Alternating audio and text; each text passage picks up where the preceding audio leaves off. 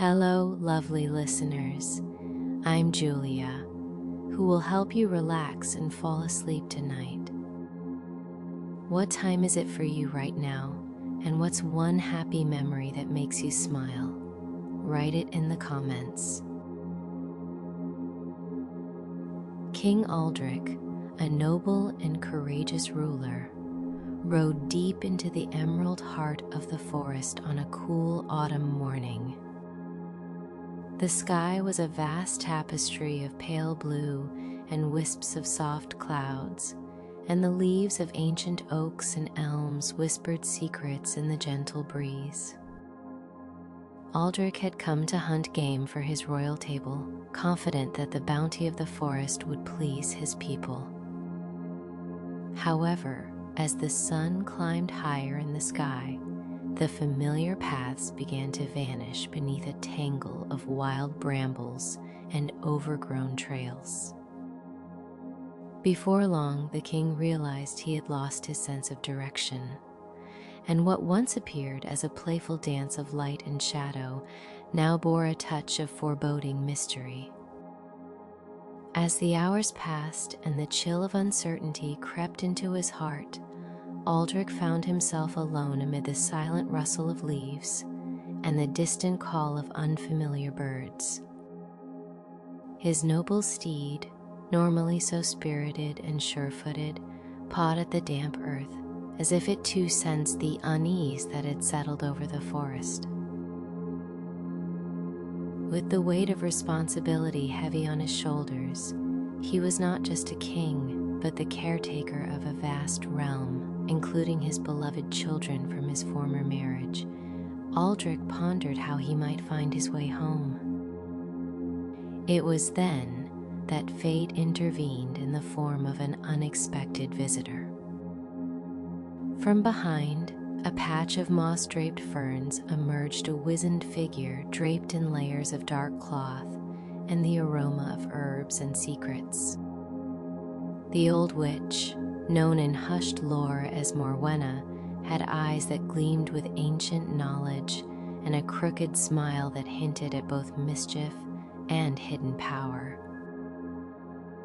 "Your Majesty," she began in a voice that resonated with both warmth and warning. "I see you are far from the safety of your lands. Allow me to guide you back."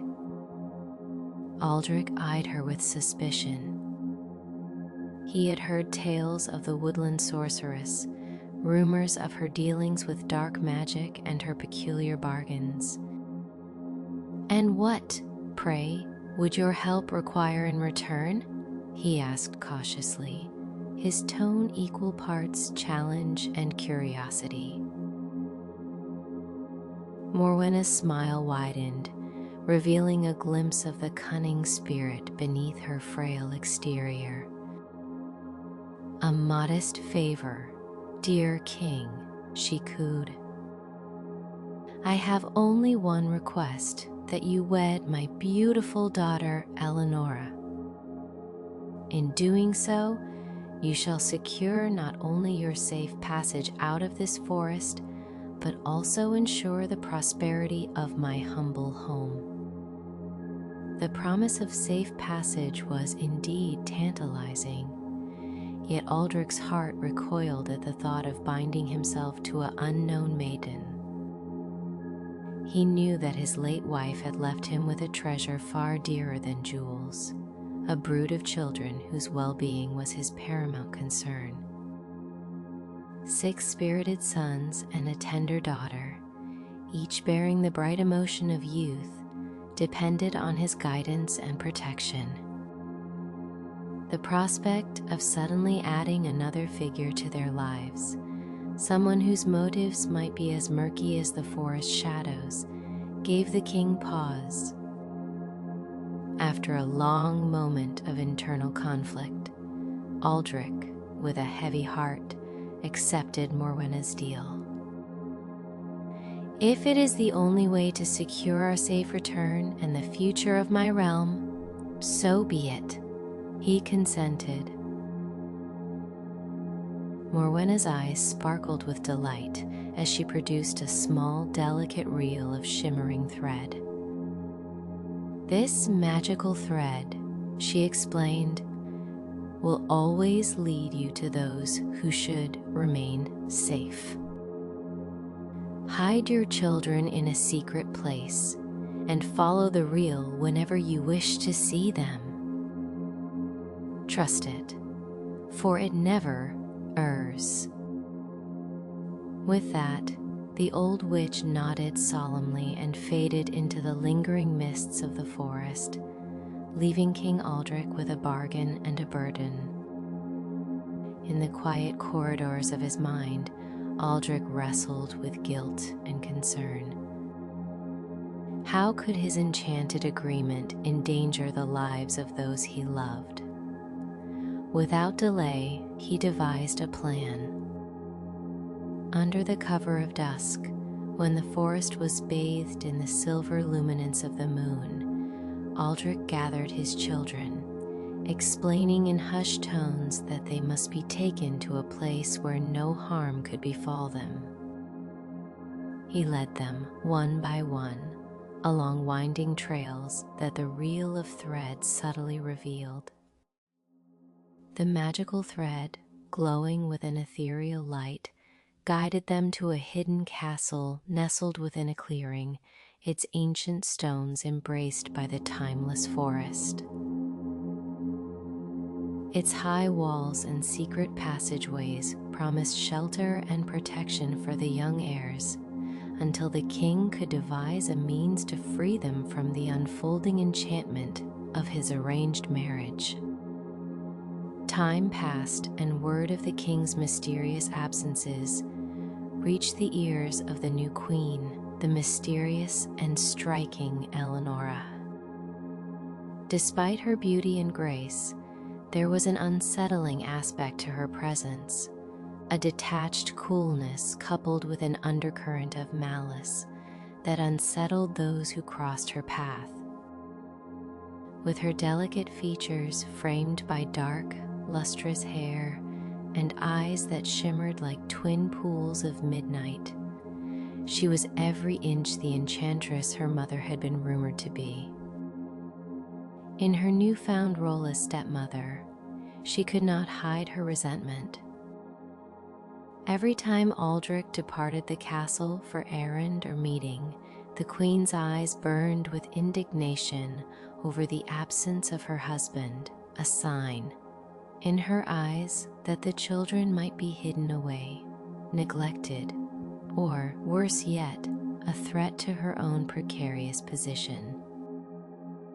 Driven by envy and a desire to secure her position even further, the queen began to scheme. In hushed whispers and shadowy meetings, she bribed the servants who had served the royal household for as long as anyone could remember. One by one, these servants, once loyal, divulged secrets that even the oldest legends tucked away in the king's heart. They spoke of the children's hidden sanctuary deep within the forest, and mentioned with trepidation the magical reel of thread the king carried. Every word fed the queen's growing malice and fanned the flames of her diabolical plan. Determined to seize what she felt was rightfully hers, a family of her own constructed through power and enchantment, the queen retreated to her private chambers and began preparing a spell of transformation. With deft fingers and ancient incantations learned from her mother's grimoires, she sewed 7 exquisite white shirts that shimmered with an otherworldly glow. To an observer, the shirts appeared imbued with the light of moonlit frost. To the queen, they were instruments of a curse destined to change the fate of Aldric's children forever. One fateful day, as King Aldric left the castle on an errand, the queen could wait no longer.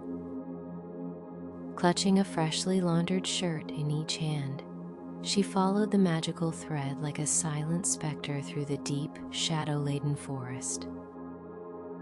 The reel, glimmering under the dappled sunlight, led her unerringly to the hidden castle where the children had taken refuge. A sanctuary of ancient stone and whispered magic, a far cry from the oppressive atmosphere of the royal palace. Inside the cool, secret halls of the castle, the 6 princes stirred from their sleep. They were young men now, each possessing the restless energy of youth mixed with early signs of regal bearing. When they heard the approach of footsteps, they rushed eagerly to the massive wooden doors, all too soon believing that the long-absent king had finally returned to embrace them. In their innocent misunderstanding, they opened the door wide, hearts brimming with hope and longing. But the figure who greeted them was not their father, but the striking queen, whose expression was hard and unyielding. With a voice as smooth as polished ivory, she addressed them. "Dear children, long have I yearned to have you all in my care. I hope you are as delighted as I am to see me now." Before the startled princes could react, the queen, with a flourish of her hand and a whispered incantation, threw the magical white shirts over them. The shirts, as if enchanted with a life of their own, wrapped around the boys in a brilliant flash of light. Their youthful faces contorted in horror as they felt an unnatural chill coursing through their limbs, and in a matter of heartbeats, 6 majestic swans took flight from the castle's courtyard, leaving behind only a few scattered remnants of the boys' former human presence. In her hasty retreat, the queen believed that she had cursed all 7 of her stepchildren. Yet unknown to her, the youngest of them, a gentle and perceptive girl named Maris, remained unaffected by the spell. She had hidden in the recesses of a dusty corridor, her eyes wide with fear and sorrow as she bore witness to the terrible enchantment that had stolen her brother's humanity. Convinced that the cruel stepmother intended them harm, Maris's heart pounded with desperate resolve. When her father, King Aldric, eventually arrived at the castle on one of his secret visits, she clutched his hand, her voice quavering as she recounted the harrowing events to him. "Father," she pleaded softly, "please, let us remain here, hidden from her cruelty. I fear for all of us if we return to the palace." The king, torn by both paternal concern and the weight of his political obligations, listened intently. But every time he left to fulfill his duties, the magical reel of thread would guide him once more to the sanctuary, the lonely refuge where hope mingled with despair. As soon as he departed, Maris would steal away into the twilit forest, determined to find a safe haven for her beloved brothers. One day, driven by desperation and a yearning for solace, she fled the castle entirely, her small footsteps carrying her deeper into the forest, until she stumbled upon a rustic clearing where a humble hut stood, its weathered wood a testament to the lives of those who dwelled within. Inside the modest dwelling of a kindly band of recluses, robbers of circumstance more than crime, Maris found what little comfort she could muster. Here, the swans, when blessed by the magic of dawn's twilight, would briefly return to their human forms for a fleeting 15 minutes each evening. In these precious moments, the transformed princes, with sorrow and longing in their eyes, recounted a tale of an ancient remedy that might restore them permanently to their true form. The brothers learned that the only hope to lift the curse lay in a delicate act of unwavering silence and determination on the part of their only remaining sister.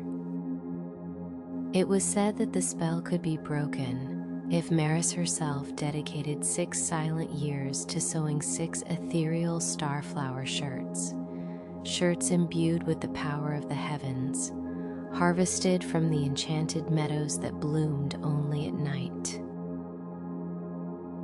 But the task came with a grave stipulation. Should she utter even a single word before completing her labor of love, the curse would remain eternal, condemning her brothers to their feathered fate forever. With her heart heavy yet resolute, Maris agreed to undertake the monumental task. Each day, she gathered the rare star flowers by the light of the moon, their petals shimmering like fragments of tiny stars scattered across a velvet night. She retreated to a solitary tree on the outskirts of the clearing, its sprawling branches a silent witness to her sorrow and determination. There, beneath the gentle glow of starlight, she worked tirelessly, her needle and thread dancing against soft fabric in an almost hypnotic rhythm.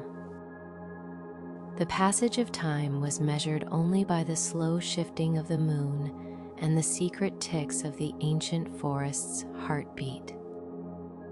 In the 4th year of her relentless vigil, destiny stirred anew. Far across the border of kingdoms and beyond the range of enchanted forests, a young king named Emrys ruled a prosperous land. One crisp evening, as he journeyed on a diplomatic errand to foster alliances with neighboring lands, Emrys happened upon a curious sight deep in the forest. Sitting in quiet solitude beneath the boughs of an ancient oak, with her face illuminated by the gentle radiance of countless starflowers and her hands moving with a grace that belied her humble task, was the enchanting Maris. Her beauty was undeniable. A radiant aura emanated from her, both fragile and fiercely determined. And in that singular moment, King Emrys fell deeply in love with her. Unable to resist the pull of fate, Emrys approached Maris with both admiration and caution. "Fair maiden," he spoke softly, "your presence in these wild woods speaks of a courageous soul and a heart untouched by disgrace. Come with me to my kingdom, where your beauty and strength may be celebrated and your burdens shared." Though Maris's heart yearned for the comfort and safety the young king could provide, she hesitated. The silent vow she had sworn for her brothers now loomed as a heavy chain upon her conscience. Yet love, as it often does, whispered promises of redemption and warmth. With a quiet nod that betrayed both sorrow and hope, she accepted his invitation, leaving behind, for a time, the lonely vigil beneath her tree. In the splendid halls of King Emrys's palace, Maris was crowned queen, her gentle nature and steadfast resolve earning her the sincere admiration of many subjects. However, not all were pleased with her arrival. Emrys's mother, an imperious and calculating woman whose heart was as cold as winter's bite, considered Maris unworthy of the crown, a mere interloper in the royal lineage. The Queen Mother's scorn was as sharp as a blade, and her envy festered with every passing day. No sooner had Maris borne her first child, a banner of hope and renewal for their future, then the wicked whispers began. Under the cloak of night, the Queen Mother, with a heart full of malice, orchestrated a vile scheme. In a desperate bid to secure her position and cast doubt upon the innocence of her new daughter-in-law, she had the newborn secretly taken from its cradle. The infant was soon replaced with a fabricated tale of cruelty, accusations that the queen had, in a fit of monstrous savagery, killed and devoured her own child. King Emrys, a man of honor and bound by love for his wife, refused to believe the devastating allegations. He consoled Maris and vowed to seek the truth, trusting in her gentle soul. Yet as the months slipped by in a haze of sorrow and escalating tension, fate grew even more cruel. During the 2 subsequent years, Maris gave birth to 2 more children, a boy whose laughter lit up the corridors of the palace, and a girl whose gentle eyes mirrored the compassion of her mother. Each time, however, the Queen Mother's dark designs were laid into motion. The newborns vanished in the dead of night, and rumors of monstrous deeds spread like wildfire through the halls of the palace. Each gruesome claim that the queen had killed and devoured the infants pushed the people closer to a terrifying verdict. Though King Emrys desperately clung to his belief in Maris's purity, the poisonous seeds of doubt had taken root in the hearts of many. In time, the tide of public opinion turned against the gentle queen. Unable to marshal enough support and defenseless against the machinations of the vengeful Queen Mother, Maris found herself besieged by accusations of witchcraft and filicide. In a cruel twist of fate that echoed the dark magic of the forest many years before, she was condemned by a court that had lost sight of justice and mercy. The sentence was swift and brutal. On a cold winter's day, amidst a throng of jeering crowds and sorrowful glances from those who still believed in her innocence, Maris was led to the burning pyre. The flames, flickering fiercely against the gray sky, promised a gruesome end to a woman who had so selflessly borne the burdens of love and loyalty.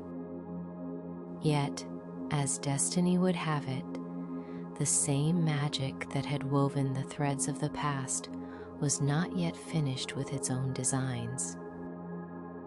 As the fateful moment of Maris's execution approached, the 6 long silent years of her vow drew to a close. In the secret clearing where her brothers, the 6 princes cursed and transformed into swans, waited, a new hope stirred. Though Maris had managed to sew 5 perfect starflower shirts, the 6th and final shirt remained tragically incomplete. The last garment, meant to be a symbol of redemption and transformation, was missing a left sleeve, a flaw that would soon become the pivot upon which fate would turn. As Maris was dragged toward the stake, the air itself seemed to quiver with anticipation. Clutched tightly in her trembling hands were the ethereal shirts, each one a testament to years of silent devotion and unbearable sacrifice. The flames were but moments away from swallowing her whole when, in an astonishing display of magic and sorrow, the 6 swans, her brothers, now soaring majestically against the twilight sky, appeared in a sudden burst of energy. Their powerful wings beat against the cool air as they circled above the pyre, their eyes pleading silently for their sister, and for freedom from the cursed fate that had long haunted them. In an act of desperate love, Maris, with her heart swelling despite the terror that gripped her, hurled the shimmering shirts toward the flocks of birds. As each shirt touched the silken feathers of her brothers, a dazzling light enveloped them, and one by one the swans transformed back into the young princes they had once been. The magic that had turned them into birds began to unravel, thread by thread, revealing scarred memories of enchantment and sorrow. Yet, even as their forms returned to human, one of the youngest bore a peculiar reminder of that fateful night, a left wing in place of an arm, a bittersweet memento, as some legends would later recount, marking him as forever touched by the magic of the forest. With the release of her brothers, Maris was finally able to break the vow of silence she had so long maintained. Her voice, though trembling with pain and relief, rose above the crackling of the fire and the murmurs of the assembled crowd. "I speak now not in anger, but in truth," she declared, her words ringing clear and true. "I have done nothing but sacrifice and love, and I shall prove my innocence." With the support of her brothers and the few loyal souls who still believed in her honor, Maris embarked on a quest to uncover the truth behind the mysterious disappearances of her children, a quest that would soon unravel the dark secrets hidden deep within the palace walls. In the ensuing days, investigations led by loyal knights and trusted counselors brought forth evidence that pointed not to the gentle actions of a loving queen, but to the treachery of a bitter, vindictive heart. The missing infants were discovered hidden away in secret chambers, carefully concealed by none other than the Queen Mother herself. Her twisted ambition, fueled by envy and greed, had driven her to craft lies so monstrous that they could have easily toppled the royal house. When confronted with the irrefutable truth, the people's anger turned, and justice was meted out with the same swift intensity that had once condemned Maris. The vengeful Queen Mother was captured and brought before a tribunal of her peers. As the scales of justice sought to balance the cruelty of her deeds, she was condemned to a fate befitting her treachery. In a final act of poetic retribution, the very flames that had threatened to consume Maris were brought forth once more, this time to punish the wicked matriarch. The palace grounds, once shadowed by deceit and sorrow, found a small measure of peace as the people witnessed the fall of the one who had sought to ruin an innocent soul. In the end, the harmony that was so long denied to the land began to return. King Emrys, his faith in Maris restored and his heart unburdened by the lies of the past, stood firmly by his wife's side. Together they welcomed the 3 surviving children into the light, a boy whose laughter echoed in the palace corridors and a gentle daughter whose kind eyes shone with hope. The love between husband and wife became the cornerstone of a new era of justice and mercy, one in which the wounds of the past could slowly heal under the tender care of truth. And what of the 6 princes? Though forever marked by the curse that had once condemned them to flight, their reunion with their beloved sister was a bittersweet triumph. The youngest, forever bearing the emblem of a left wing in place of an arm, grew to be a symbol of the sacrifices made and the power of redemption, even in the face of dark magic.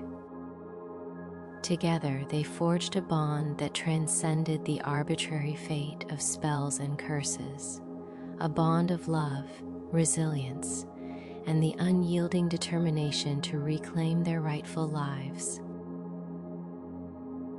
In time, the palace transformed into a haven where the whispers of past sorrows were replaced by songs of newfound hope. The stories of King Aldric's forest adventures, the old witch's cunning bargains, and the magical thread that wove destinies together were retold around crackling hearths and by the light of starlit skies. Each retelling was imbued with the bittersweet flavor of hardship and the triumph of a family whose unity defied even the strongest sorcery. Throughout the kingdom, people would sometimes visit the secluded corner of the woods where the hidden castle once stood. There, in the gentle rustling of leaves and the soft murmur of the forest's secrets, they would recall the tale of a lost king and his desperate bargains, of a brave princess who sacrificed her voice for the hope of reuniting her cursed brothers, and of a queen who, wrongfully condemned, emerged victorious through love and perseverance. It was a story that spoke to the resilience of the human spirit, the transformative power of silent devotion, and the mysterious ways in which magic, both dark and light, could shape destinies. As time turned the pages of history, King Emrys and Queen Maris continued to rule with kindness and wisdom, their reign marked by fairness and a deep commitment to protecting the innocent. Their palace, once stained by the bitter machinations of envy and deceit, blossomed into a sanctuary of honesty and compassion. The subjects of the land, who had once trembled under false accusations and lived in fear of unseen curses, gradually learned to trust in the benevolence of their rulers. King Aldric, who had once been deceived by the allure of an easy escape from his responsibilities, watched from afar as the legacy of his choices unfolded. Though burdened by regret for the hardships his children had endured, he also found solace in the sight of their eventual reunion and the justice that had been served. In quiet moments, as he walked along the winding paths of the forest that had once seemed so treacherous, he mused on the mysterious forces that intertwined love, sacrifice, and redemption. And so the tale of these intertwined fates found its rightful place among the legends of old, a testament to the enduring strength of familial bonds and the relentless pursuit of truth in the face of mysticism and malevolence. In the gentle glow of twilight, when the veil between the mundane and the magical grew thin, one might hear the soft flapping of wings as a reminder of the sixth prince's transformation, a lingering echo of a curse undone by a sister's silent love.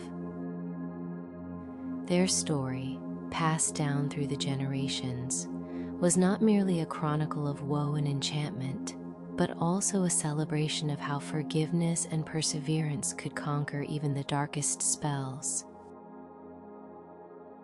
During long, quiet nights, villagers would gather around crackling bonfires and recount the legend in hushed, awed tones. "Remember the sacrifice," they would say, "and the strength it takes to keep a promise even when the world seems to conspire against you." These stories, woven as intricately as the magical thread that once guided a lost king, became a part of the cultural tapestry of the land. Each generation found in them a reminder of the power of compassion the importance of trust, and the enduring resilience of the human spirit against the cruelty of those who sought to control fate through dark magic. In time, the once forgotten ruins of the hidden castle were restored by devoted caretakers who wished to honor the brave souls who had found refuge there. The castle, bathed in the golden hues of a new dawn, stood as a symbol of hope, a physical reminder that even in the deepest darkness, light could prevail if one remained steadfast in the pursuit of love and justice. The magical reel of thread, long since lost to time, became a fabled artifact, its legend retold in lullabies and whispered prayers by children growing up in the kingdom. Each mention of the reel was a call to trust in the mysterious forces of the universe, to believe that destiny, despite its twists and turns, always sought to bring hearts together. Queen Maris, now vindicated and celebrated, dedicated herself not only to her own family, but also to the welfare of the entire realm. She established centers of learning and healing, where wisdom was shared freely and magic was studied as a force for good rather than a tool for malice. In the gentle gleam of dawn or the soft murmur of twilight, she could often be found walking among her people, her serene smile a constant reminder of the struggle she had overcome and the hope that fueled her every step. King Emrys, steadfast and true, governed with a wise and measured hand. He recalled with gratitude the day he had first seen Maris beneath the ancient oak, for it was then that his heart had known no bounds. Together they nurtured the future of their children and the kingdom that had once been marred by scandal and sorrow. Their every decision was influenced by the memories of past trials, and the strength of their union shone as a beacon for all who had once doubted their ability to rise above the sorcery and treachery that had once threatened to tear their lives apart. As seasons changed and years turned to decades, the legend of the lost king, the enchanted thread, the cursed swans, and the silent vow of the princess became the cherished lore of the land. It was told in hushed tones at bedtime, recited as poetry in the courts of kings and commoners alike, and immortalized in ancient tapestries that hung in the great halls of palaces far and wide. Every retelling served as both a cautionary tale and a celebration, a reminder that while magic might twist the very fabric of reality, the bonds of family and unconditional love remained impervious to even the most potent spells. In the stillness of a crisp starlit night, as the sound of distant laughter mingled with the chirp of crickets and the rustle of leaves, one could almost imagine that the swans, those once transformed princes, soared freely above, their wings carrying the echoes of a promise, a vow that had ultimately broken the curse. And there, amid the ever-changing tapestry of life, the people of the kingdom found solace in the knowledge that even when the world seemed cloaked in the shadows of deceit and sorrow, truth and love would always find their way. Thus, the palace, the forest, the hidden castle, and even the very breath of magic that wind whispered through the towering trees became united in a single sweeping chronicle of redemption. King Aldric's earlier misadventures, the covetous schemes of a vengeful queen, and the silent suffering of a devoted princess coalesced into a living narrative that inspired all who heard it. It was a story of loss and recovery, of curses undone by perseverance, and of a life reborn through the unyielding power of unspoken devotion. In every corner of the realm, from the highest battlements of the royal palace to the meandering brooks of the ancient woods, people now embraced the tale as part of their identity. They celebrated not only the joyous reunions, but also the moments of sacrifice that, though steeped in sorrow, had illuminated a path towards forgiveness and healing. And so, beneath vast skies and amidst the rustling of ever-wild leaves, the legacy of King Aldric, of a stolen path and a hard-won freedom, continued to guide the hearts of the people, as perpetual and enchanting as the soft glow of the moon on a quiet, wintry night. At long last, peace reigned in the kingdom. The once fractured family, now whole again with the return of the missing children and the lifting of a haunting curse, embraced their future with an unyielding hope.